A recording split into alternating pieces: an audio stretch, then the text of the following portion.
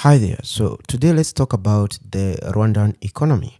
And I want to tell you that Rwanda or the Rwandan economy is the fastest growing economy in the whole world, at least for the first quarter of this year. That is the first 3 months.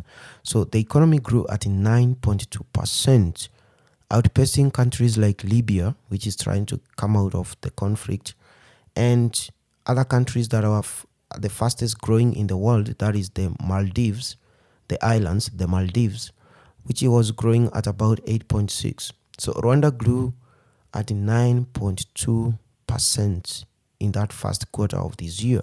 So how did it happen? Which I think I had done it in a previous video saying that Rwanda is the economy to watch in East Africa besides Kenya, definitely. Kenya is still the largest in East Africa, but Rwanda is doing greater things, meaning in the next 10, 15 years, it could be maybe among the greatest in East Africa. So how did Rwanda get to this point? The country has been investing in what we call the MIS or the MICE, which is basically meetings, incentives, conferences, and events hosting. So they have this ambition to be the leading conference and event hosting destination on the continent. So they have world-class hotels coming up in Kigali. They have beautiful roads coming up in Kigali. They have nice museums in Kigali. Now they have beautiful golf courses in Kigali. Beautiful game parks that are designed to receive, visitors. They're improving their tourism numbers every year. Actually, now they have bypassed Uganda to be the third largest tourist destination after Tanzania and Kenya in the region, in the East African community. So they have been improving their air travel. They also want to even have the largest air hub in the region, that is Bugesera International Airport, which will still attract more people to that country. So they have done away with the visa requirement, especially for all Africans who arrive in that country. They have also made it easy for visa application for people outside the African continent. So they are not only receiving a lot of African visitors, they are also attracting a lot of visitors from outside the continent. And people are coming because of having conferences, global conferences. They're coming there because of things like meetings.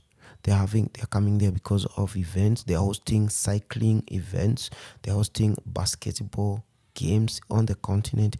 They want to start hosting football matches on the continent. They're building the best stadiums in the region. They have this, what do we call it? They have cricket. They have cricket arenas in that country. They have boxing arenas. A lot of things that are happening in that country. This year, in the next 1 month, in July, they are going to have a global conference for women called the Women Deliver 2023. They expect 6,000 people to attend from outside that country. They also expect more than 200,000 people to attend the same event online. They will also be having so many other events coming up this year. And you can see that's how they are making money. So they have more than 54.6% of the economy coming from the service industry.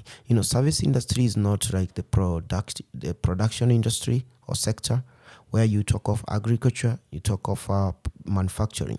Service industry is where you offer service like hotel, you offer service like call centers, ICT centers, online consultation. Now, Rwanda, their service sector is mostly in tourism and travel, that is transport, and now hotel industry. Of course, their competitor is Kenya. Now, Kenya has not been working on their tourism of late because of what happened, the image of that country after the Al-Shabaab attacks. But Kenya still makes most of their money from the service industry, especially ICT support and other online kind of gig economy that happen in that country. Besides that, they are also among the top tourist destination in the region, despite what happened there from the terrorist attacks that have been happening in Kenya.